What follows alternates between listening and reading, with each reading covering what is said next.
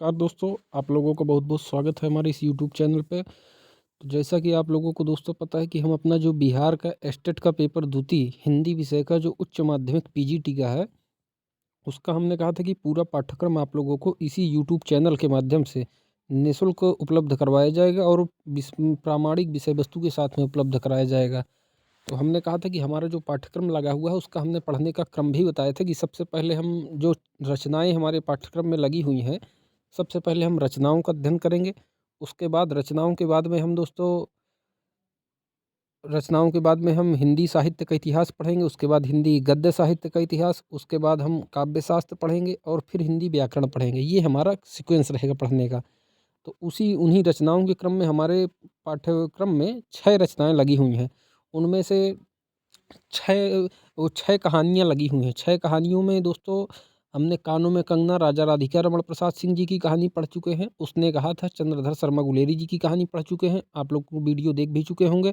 अपने YouTube channel में upload भी हो चुका है। पंचलाइट कहानी फणीश्वर नाथ रेणु जी की, ये भी अपलोड हो चुका है।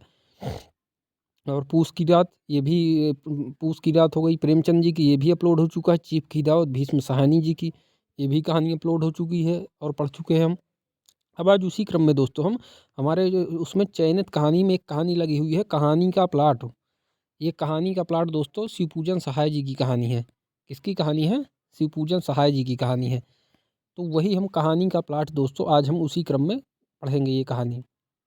और दोस्तों उपन्यास में आप लोग गोदान उपन्यास, हमने जो 3 उपन्यास हमारे उसमें लगे हुए हैं, गोदान, मैलांचल और त्यागपत्र। त्यागपत्र जैनेन्द्र जी का, मैलांचल फणीश्वरनाथ रेणु जी का और प्रेमचंद जी का गोदान। तो गोदान दोस्तों जो सबसे बड़ा उपन्यास गोदान ही है, उसमें 36 भाग हैं गोदान के। उसमें से आप लोग 7 या 8 भाग पढ़ चुके होंगे। हमने अपने यूट्यूब चैनल में डाल दिया है, अपलोड कर दिया है पूरा विस्तार से।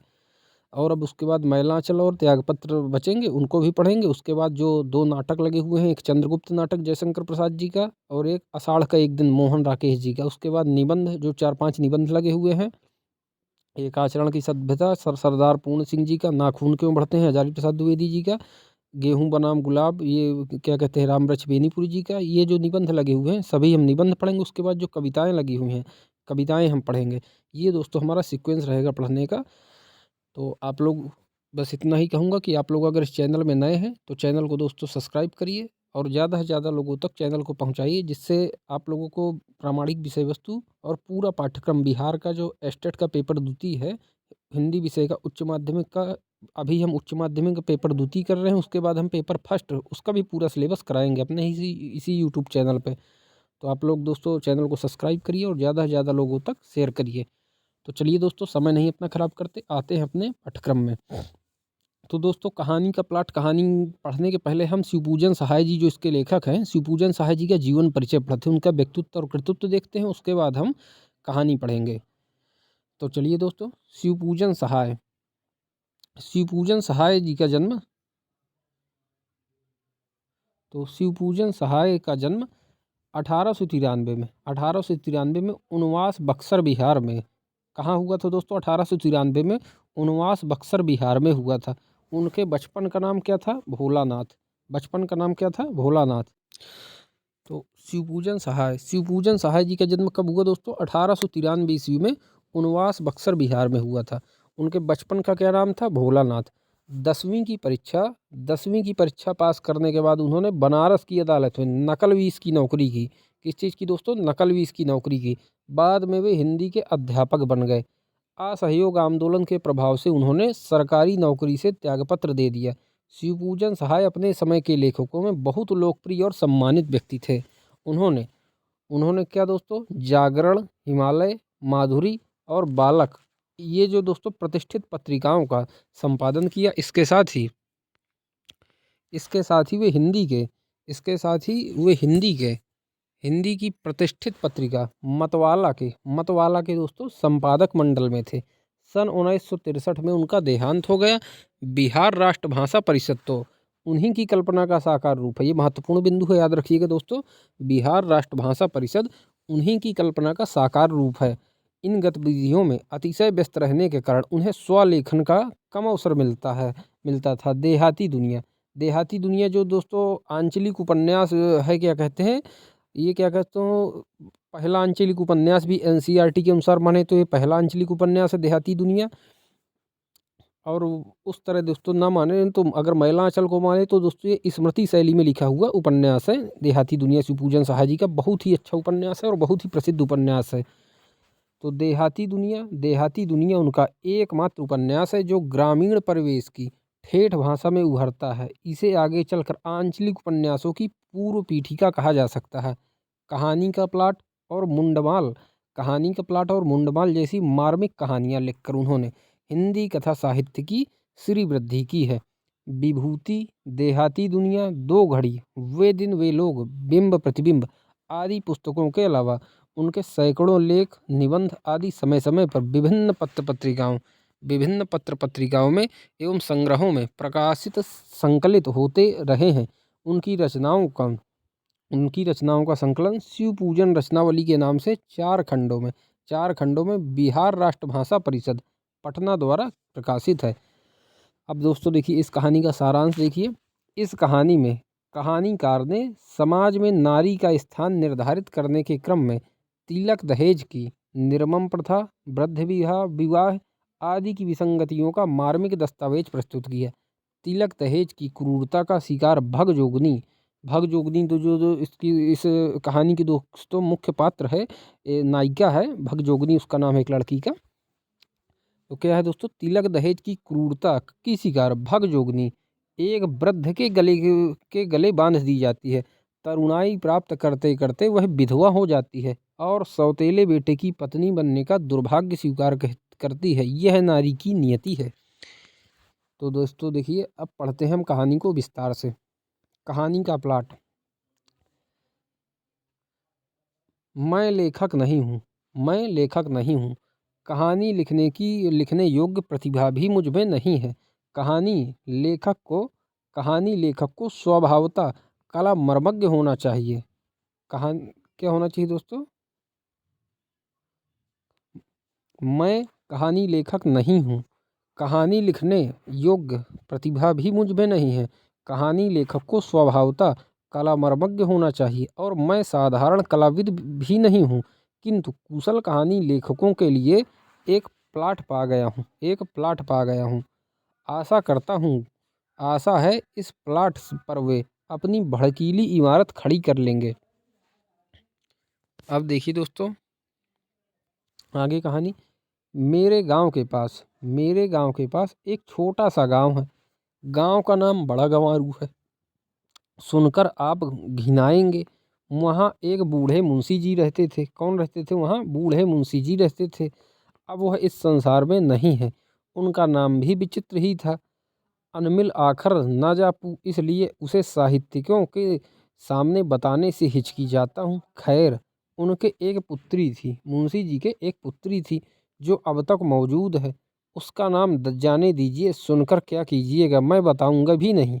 हाँ, चूंकि उसके संबंध की बातें बताने में कुछ सहूलियत होगी, इसलिए उसका एक कल्पित नाम रख लेना जरूरी है। मान लीजिए उसका नाम है भगजोगनी।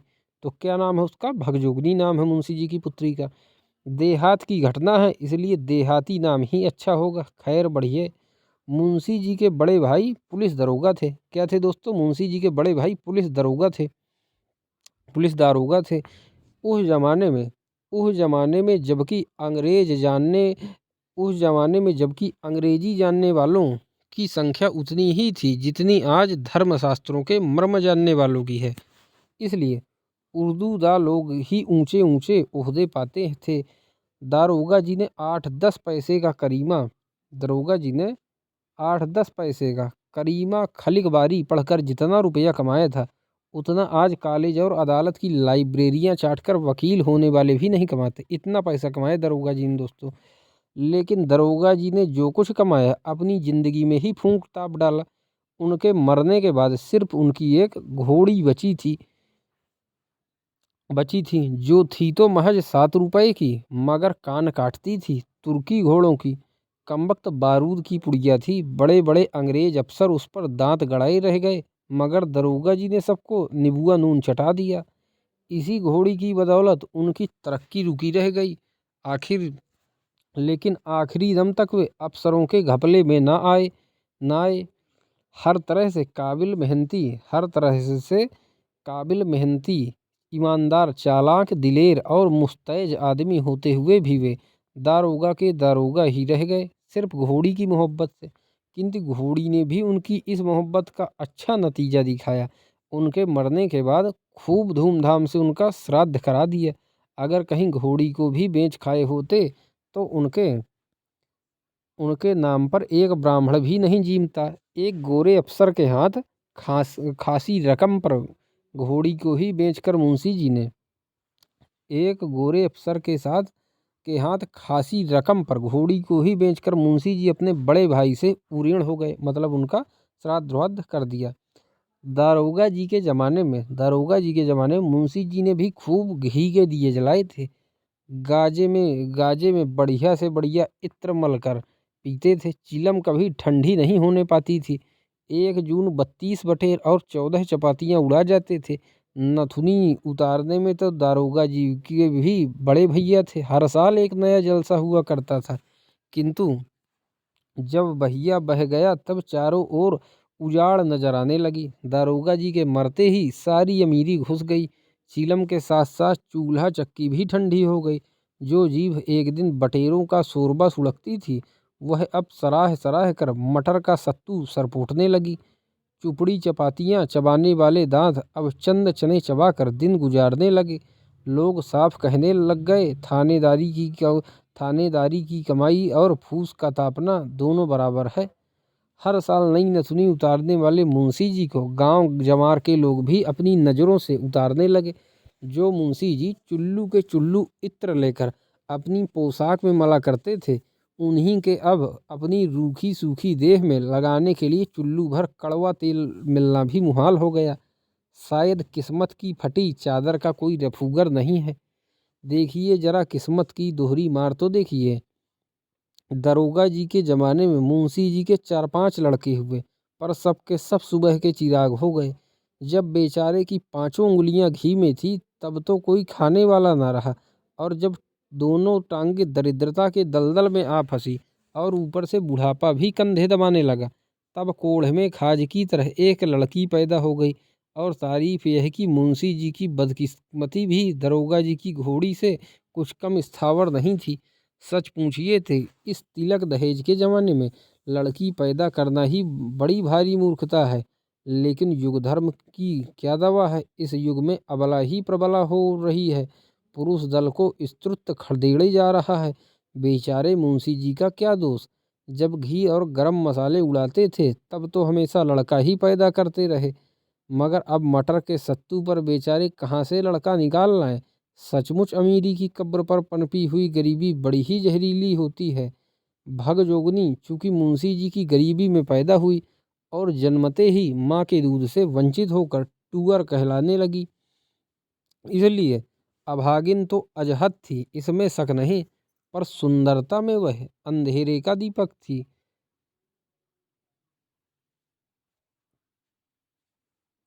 सुंदरता में अंधेरे का दीपक थी। आजकल वैसी सुघर लड़की किसी के घर कभी कहीं ना देखी। अभाग्यवश मैंने उसे देखा था। जिस दिन पहले पहल उसे देखा वह करीब 11-12 बरस की थी, पर एक ओर उसकी अनोखी सुघराई और दूसरी ओर उसकी दर्दनाक गरीबी देखकर सच कहता हूँ कलेजा कांप गया। यदि कोई भावुक कहानी लेखक या सहृदय कवि उसे देख लेता तो उसकी लेखनी से अनायास करुणा की धारा फूट निकलती। किंतु मेरी लेखनी में इतना जोर नहीं है कि उसकी गरीबी के भयावने चित्र को मेरे हृदय पट से उतार कर सरोज के इस कोमल दल पर रख सके, और सच्ची घटना होने के कारण केवल प्रभावशाली बनाने के लिए मुझसे भड़कीली भाषा में लिखते भी नहीं बनता। भाषा में गरीबी को ठीक ठीक चित्रित करने की शक्ति नहीं होती, भले ही वह राजमहलों की ऐश्वर्य लीला और विशाल वैभव के वर्णन करने में समर्थ हो। आह बेचारी उस उम्र में भी कमर में सिर्फ एक पतला सा चिथड़ा लपेटे हुए थी, जो मुश्किल से उसकी लज्जा ढकने में समर्थ था। उसके सिर के बाल तेल बिना बुरी तरह बिखर कर बड़े डरावने हो गए थे। उसकी बड़ी बड़ी आंखों में एक अजीब ढंग की करुण कातर चितवन थी। दरिद्रता राक्षसी ने सुंदरता सुकुमारी का गला टीप दिया था। कहते हैं प्रकट सुंदरता के लिए कृत्रिम श्रृंगार की जरूरत नहीं होती, क्योंकि जंगल में पेड़ की छाल और फूल पत्तियों से सजकर शकुंतला जैसी सुंदरी मालूम होती थी, वैसी दुष्यंत के राजमहलों में 16 श्रृंगार करके भी वह कभी न फबी। किंतु शकुंतला तो चिंता और कष्ट के वायुमंडल में नहीं पली थी। उसके कानों में उदर दैत्य का कर्कश हाहाकार कभी न गूंजा था। वह शांति और संतोष की गोद में पलकर सयानी हुई थी, और तभी उसके लिए महाकवि की शैवाल जाल लिप्त कमलिनी वाली उपमा उपयुक्त हो सकी। पर भगजोगनी तो गरीब की चक्की में पिसी हुई थी। भला उसका सौंदर्य कब खिल सकता था? वह तो दाने दाने को तरसती रहती थी। एक बित्ता कपड़े के लिए भी मुहताज थी। सिर में लगाने के लिए एक चुल्लू अलसी का तेल भी सपना हो रहा था। महीने के एक दिन भी भरपेट अन्न के लाले पड़े थे। भला हड्डियों के खंडहर में सौंदर्य देवता कैसे टिके रहते? उफ!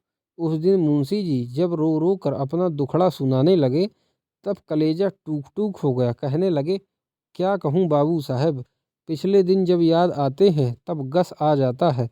यह गरीबी की तीखी मार इस लड़की की वजह से और भी अखरती है। देखिए इसके सिर के बाल कैसे खुश्क और गोरख धनधारी हो रहे हैं। घर में इसकी माँ होती तो कम से कम इसका सिर तो जुओं का अड्डा न बनता। मेरी आंखों की जोत अब ऐसी मंद पड़ गई कि जुएं सूझती नहीं, और तेल तो एक बूंद भी मयस्सर नहीं। अगर अपने घर में तेल होता तो दूसरों के घर जाकर भी कंघी चोटी करा लेती।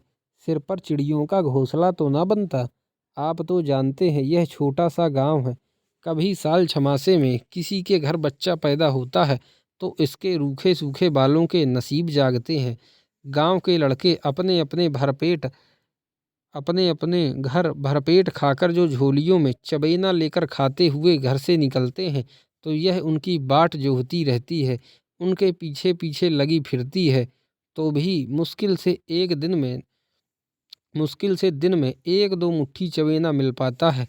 खाने पीने के समय किसी के घर पहुंच जाती है तो उसकी डीठ लग जाने के भय से घरवालियां दुरदुराने लगती हैं। कहाँ तक अपनी मुसीबतों का बयान करूं भाई साहब। किसी की दी हुई मुट्ठी भर भीख लेने के लिए इसके तन पर फटा आंचल भी तो नहीं है। इसकी छोटी अंजुलियों में ही जो कुछ अट जाता है उसी से किसी तरह पेट की जलन बुझा लेती है। कभी कभी एक आध फाका चना चबेना मेरे लिए भी लेती आती है। उस समय हृदय दो टूक हो जाता है।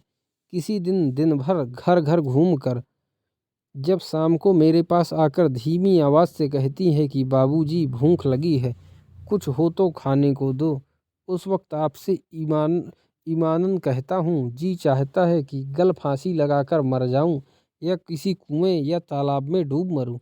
मगर फिर सोचता हूँ मेरे सिवा इसकी खोज खबर लेने वाला इस दुनिया में अब है ही कौन। आज अगर इसकी माँ भी होती तो कूट पीस कर इसके लिए मुट्ठी भर चून जुटाती, किसी कदर इसकी परवरिश कर ही ले जाती।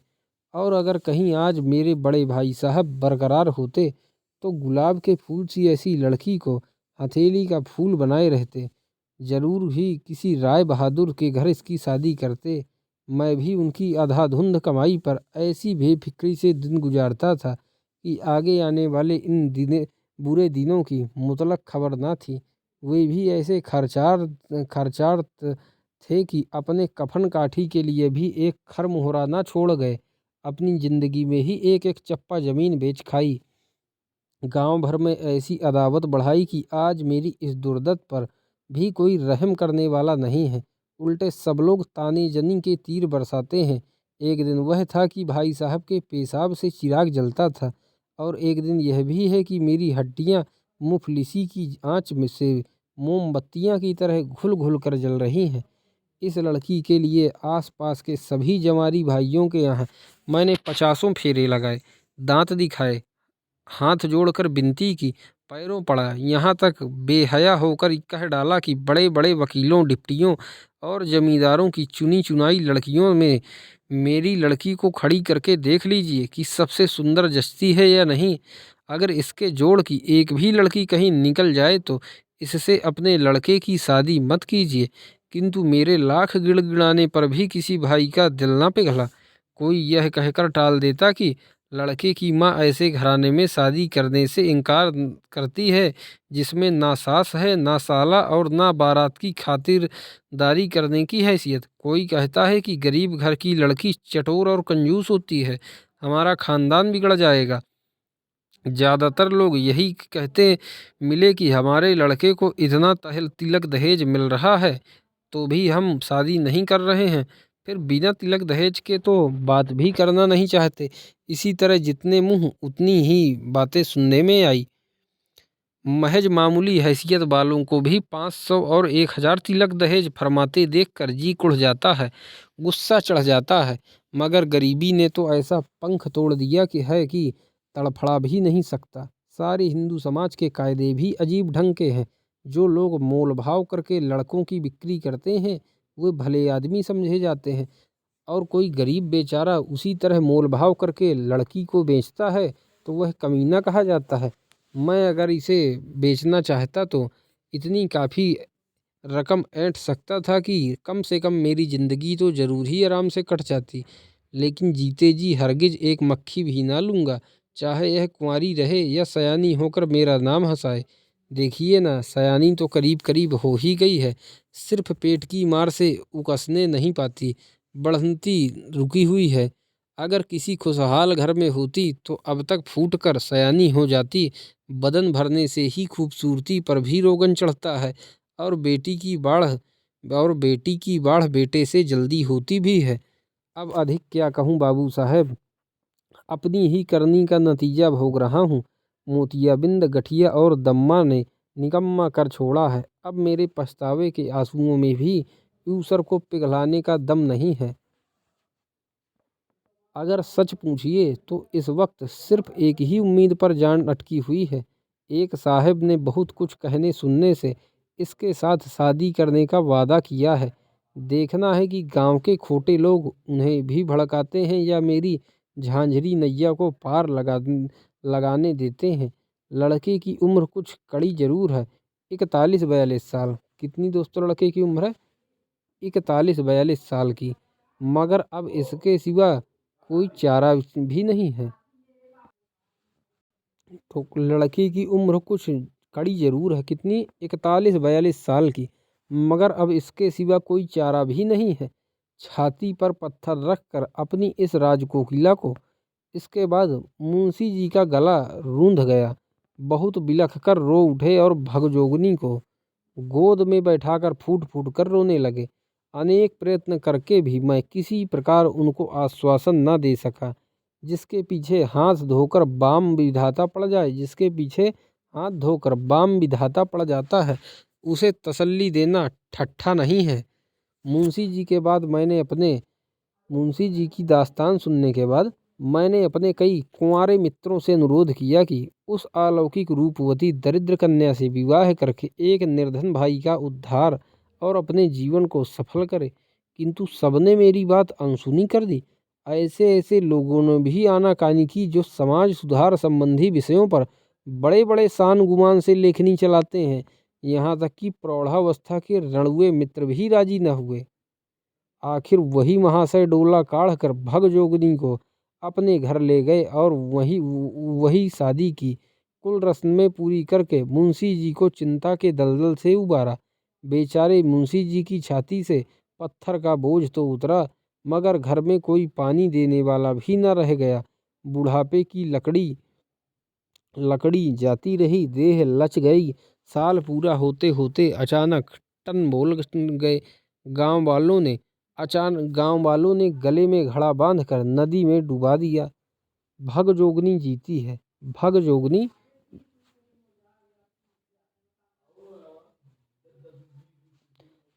भगजोगनी जीती है। आज वह पूर्ण युवती है। उसका शरीर भरा पूरा और फूला फला है, उसका सौंदर्य उसके वर्तमान नवयुवक पति का स्वर्गीय धन है। उसका पति, उसका पहला पति इस संसार में नहीं है, दूसरा पति है उसका सौतेला बेटा। तो ये दोस्तों कहानी थी, कहानी का प्लॉट शिवपूजन सहाय जी की इस वीडियो में जो हमने देखा। तो अब फिर मिलते हैं दोस्तों किसी नए वीडियो में, अगले वीडियो में। तब तक आप लोग पढ़ते रहिए और चैनल को ज़्यादा से ज़्यादा लोग सब्सक्राइब करिए और अपने मित्रों तक शेयर करिए, जिससे ज़्यादा से ज़्यादा लोग इस चैनल में जुड़ें, जिससे हमें भी थोड़ा पढ़ाने में मज़ा आए और मोटिवेशन मिले। तो फिर मिलते हैं किसी अगले वीडियो में दोस्तों, तब तक के लिए धन्यवाद।